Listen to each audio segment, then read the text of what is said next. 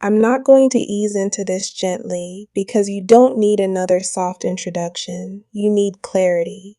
There's a version of you that you've been living as, performing as, reacting as, and it didn't originate from you.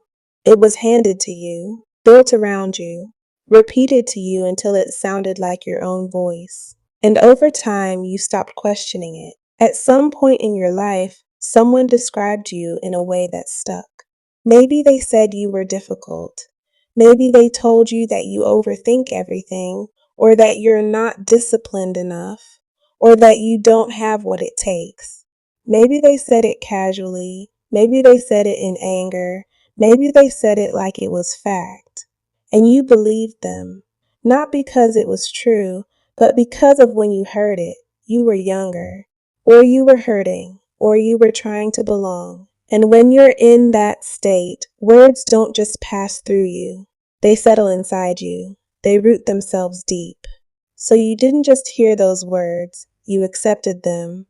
You let them define the edges of what you thought was possible for you. And here's the part most people don't realize. Once you accept a belief about yourself, your mind starts working to prove it right. Not because it wants to hurt you, but because it wants consistency. It wants alignment between what you believe and what you experience. So if you believe you're not good at finishing things, you'll hesitate when things get hard. You'll lose momentum faster. You'll interpret normal struggle as confirmation that this is just who I am. And every time that happens, the belief gets stronger. It becomes a loop. And eventually, you don't even remember where it started. It just feels like truth. But let's be honest for a second. Some of the voices that shaped you were never qualified to define you in the first place. Think about that. There are opinions you've been carrying for years, maybe decades, that came from people who didn't understand you, didn't take the time to know you, or were speaking from their own insecurity, fear, or limitations. Some of them were projecting. Some of them were repeating what they were told. Some of them were trying to control you. And somehow those voices ended up becoming your inner voice. You started consulting them before making decisions. You started filtering your potential through their perspective. You started shrinking yourself to stay consistent with a version of you that was never fully yours. It's like inheriting a script and never questioning the lines. I'll give you an image to hold on to. Imagine someone who grew up in a room with a ceiling so low they had to bend slightly just to stand. Day after day, year after year, they adapted to it. Their posture changed. Their movements adjusted. It became normal. Now imagine that one day, they walk into a space with a high ceiling, but they're still bent over. Not because they have to, because they're used to it. That's what internalized limitation looks like. The restriction is gone. The environment has changed. The opportunity is there, but the habit remains. You don't need permission to stand up straight anymore, but your body hasn't caught up to that reality yet. And the same thing is happening in your life.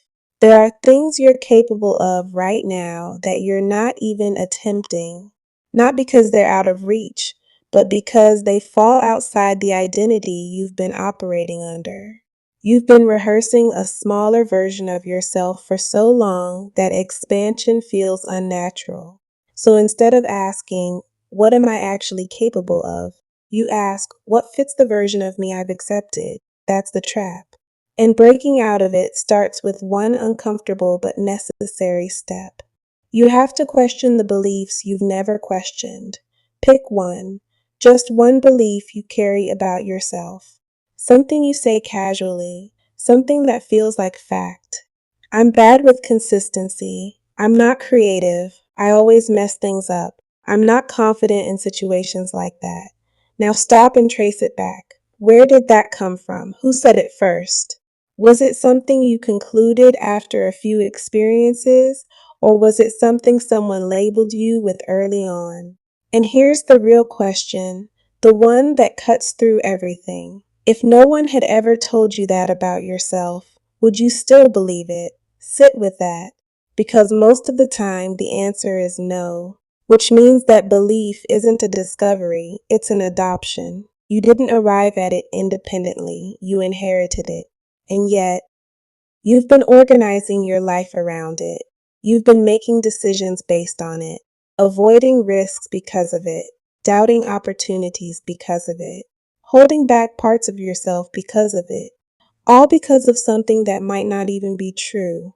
Think about how much that has cost you, not just in outcomes, but in experiences, in growth, in confidence you never got the chance to build. Now, I'm not saying you can just snap your fingers and undo years of conditioning. That's not realistic. But you can start creating distance between you and the belief. You can start noticing when it shows up instead of automatically agreeing with it. You can start challenging it instead of obeying it. Because here's the shift you need to make. Your thoughts are not commands. They're suggestions. And a lot of the suggestions running through your mind are outdated.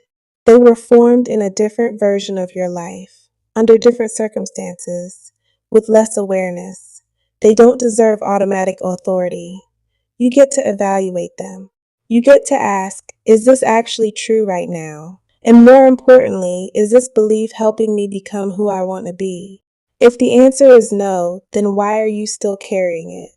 At some point, you have to stop treating every internal voice like it's telling the truth. Some of those voices are just echoes, and you don't have to silence them completely. You just have to stop giving them the final say. Here's another way to look at it. Imagine you've been wearing a pair of glasses your whole life, and those glasses slightly distort everything. They make distances look farther than they are. They make obstacles look bigger. They make your own reflection look smaller. You've never taken them off, so you assume what you're seeing is accurate. Now someone tells you those glasses aren't calibrated correctly.